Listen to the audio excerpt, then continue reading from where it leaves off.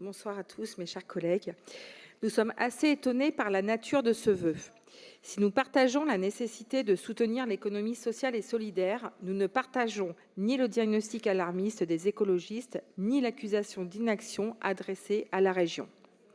Rappelons d'abord que c'est Valérie Pécresse et notre majorité qui ont fait le choix de consacrer une vice-présidence entière à l'ESS, ce qui n'était pas le cas sous les mandatures de gauche. Il y a manifestement une méconnaissance de ce que fait déjà la région et une tendance constante à gauche à considérer que chaque problème appelle la création d'un nouveau comité ou d'une nouvelle structure administrative. Oui, la question de la transmission des entreprises est un enjeu majeur. Depuis plusieurs années, notre majorité agit concrètement pour soutenir les structures de l'ESS. Notre stratégie ESS 2022-2028, construite avec le comité des partenaires ESS et de nombreux partenaires, fixe des objectifs ambitieux en matière d'insertion, d'économie circulaire, de réemploi et de transition écologique, autant de domaines où l'ESS joue un rôle central. J'entends également les critiques de notre soutien à l'innovation, à la technologie ou à l'intelligence artificielle en parlant de parti pris idéologique. Mais pourquoi faudrait-il choisir entre l'économie sociale et solidaire et l'innovation? Entre les entreprises de proximité et les filières d'avenir?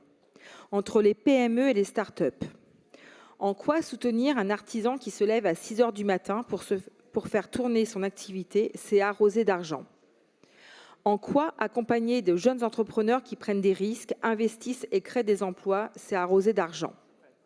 En quoi aider des entreprises en difficulté à préserver l'emploi local et éviter des fermetures, c'est arroser les entreprises d'argent? Derrière cette formule méprisante, il y a surtout une méconnaissance du monde de l'entreprise. Vous opposez des acteurs économiques les uns aux autres.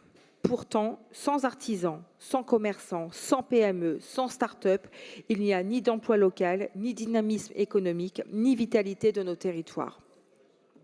Nous partageons l'objectif de préserver les emplois et l'activité économique sur nos territoires, notamment par la transmission. Et nous le faisons. La région accompagne déjà les entreprises en la matière. En 2025, plus de 50 entreprises de l'ESS ont été accompagnées via l'Union régionale des SCOP. Nous avons un dispositif qui aide à la transmission. Par conséquent, nous refusons de laisser croire que la région serait inactive alors qu'elle agit déjà de manière concrète et efficace en faveur de l'ESS. C'est pour ces raisons que notre groupe votera contre ce vœu. Merci.